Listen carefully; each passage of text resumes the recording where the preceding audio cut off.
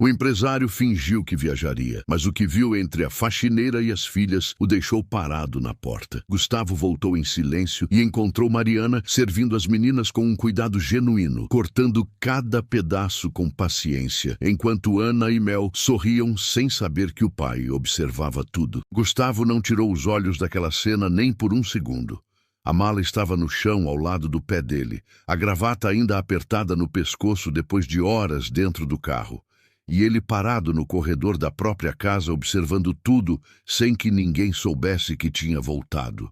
Mariana estava curvada sobre a mesa, de costas para a porta, e o movimento dos braços dela era preciso, sem pressa, como quem faz aquilo não por obrigação, mas porque quer fazer certo.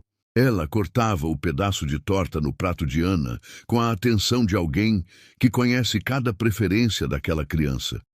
Depois, empurrou o prato de Mel alguns centímetros para a esquerda, porque a menina sempre derrubava o copo de leite quando ele ficava perto demais do cotovelo. E esse detalhe pequeno e silencioso fez Gustavo prender a respiração, porque Débora nem sabia que Mel era canhota. Nunca tinha prestado atenção o suficiente para descobrir isso, e elas conviviam havia quase um ano.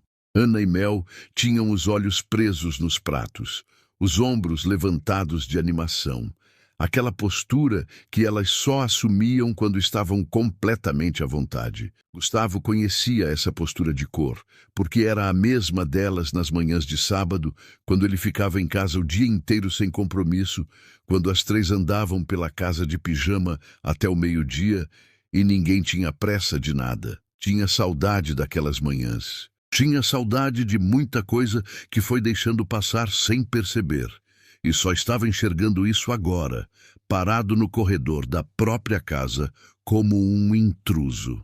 "Você colocou morango em cima do meu também?" Ana perguntou, levantando o olhar para Mariana, com aquela seriedade específica de quem considera o morango um assunto de importância real.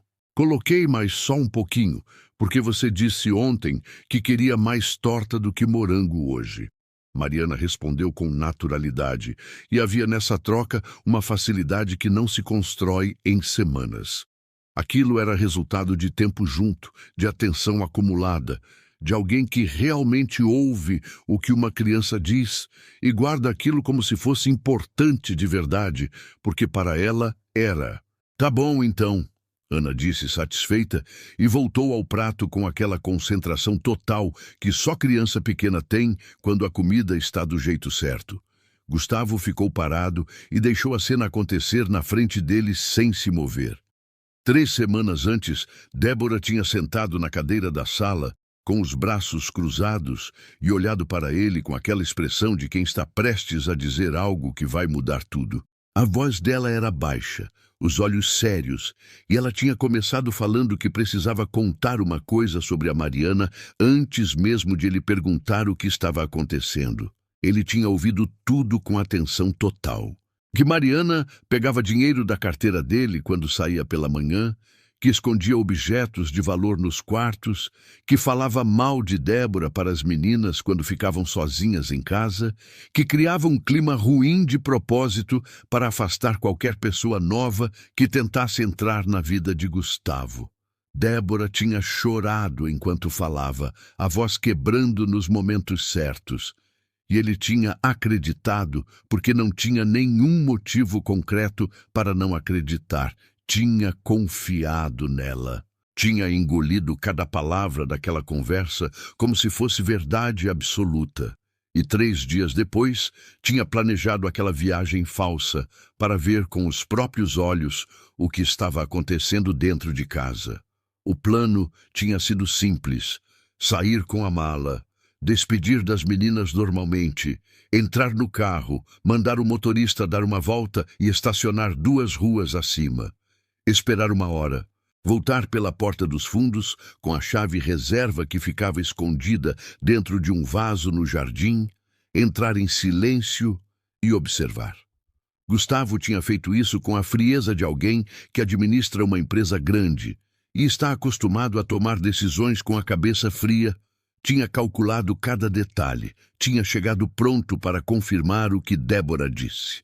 O que ele não tinha calculado era que cada minuto que passava naquele corredor ia desconstruindo uma certeza que ele tinha levado 3 semanas para construir dentro de si. Mel escorregou na cadeira e Mariana segurou no ombro dela. Antes mesmo que a menina pedisse, recolocou o travesseiro de assento no lugar e apertou o ombro levemente com a mão antes de continuar servindo sem pausar. Mel nem parou de mastigar. Era um gesto automático entre as duas, tão repetido que nem exigia a atenção de nenhuma das partes. E Gustavo ficou olhando para aquilo com a sensação crescente de que estava vendo algo que Débora nunca tinha descrito, porque nunca tinha enxergado. Para enxergar aquilo, precisava estar presente de verdade, e Débora raramente estava.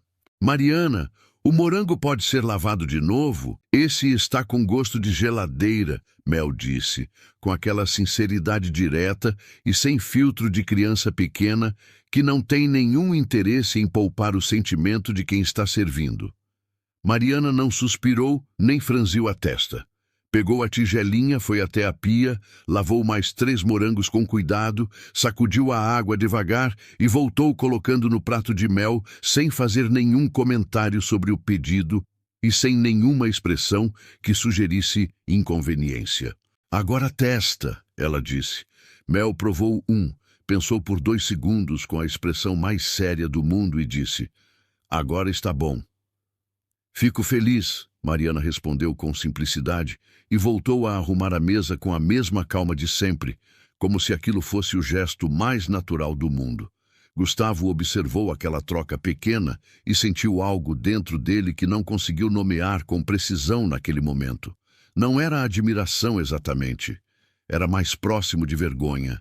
Vergonha de ter passado 3 semanas construindo desconfiança sobre uma mulher que lavava morango pela 2ª vez sem reclamar, porque uma criança de 5 anos pediu com educação. Vergonha de ter ouvido Débora sem questionar nenhuma das acusações que ela tinha feito com tanta certeza. Vergonha de ter chegado na própria casa como se fosse um investigador, pronto para pegar alguém que claramente não tinha absolutamente nada para esconder. Ele pensou nos últimos 2 anos. Nos 2 anos que tinham passado desde que Rebeca foi embora, desde aquele dia em que o mundo de Gustavo parou completamente e as meninas ficaram olhando para ele esperando que o pai soubesse o que fazer, e ele não sabia absolutamente nada. Não sabia como explicar o que tinha acontecido para crianças de 3 anos que ainda chamavam pela mãe toda manhã antes de abrir os olhos completamente. Não sabia como continuar a rotina delas, não sabia como cozinhar o que elas gostavam, não sabia qual era o horário exato do remédio de Mel quando ela ficava com febre, não sabia que Ana precisava de uma música específica para conseguir dormir nas noites em que estava agitada. Não sabia que as duas tinham medo do barulho da máquina de lavar quando entrava no ciclo de centrifugação. Mariana sabia tudo isso. Mariana estava lá naquele dia e nos dias que vieram depois. E ela tinha segurado aquela casa com as próprias mãos, enquanto Gustavo aprendia a respirar de novo, depois de uma perda que não tinha nome certo para ser dito em voz alta. Tinha feito isso sem pedir nada em troca, sem aumentar o salário, sem reclamar das horas que foram além do combinado, sem nunca, uma vez sequer, fazer ele se sentir mais perdido do que já estava.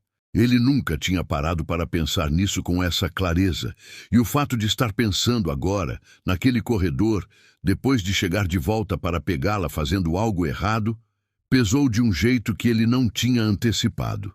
Mariana, Mel disse de repente, largando o garfo na borda do prato e olhando para cima com aquela expressão de quem acabou de lembrar de algo urgente e importante. Você sabe que meu aniversário é daqui a 20 dias? Eu sei, Mel. Já coloquei no calendário da cozinha desde o mês passado.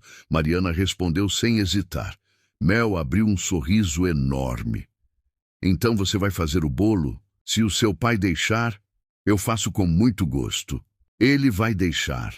Ana disse com convicção absoluta, sem nem levantar os olhos do prato, como se aquilo fosse um fato já decidido e encerrado, que não precisava de discussão. Gustavo apertou o queixo. Aquela confiança simples e direta das filhas nele, dita de passagem sem drama, atravessou o corredor e chegou até ele de um jeito que pesou mais do que qualquer coisa que Débora tivesse dito naquelas 3 semanas. As meninas confiavam nele. Confiavam que o pai ia tomar a decisão certa, e ele estava de volta naquela casa justamente porque estava prestes a tomar a decisão mais errada que poderia tomar, movido pelas palavras de uma mulher que nunca tinha lavado um morango para ela sequer uma vez. "Mariana, você vai no meu aniversário?"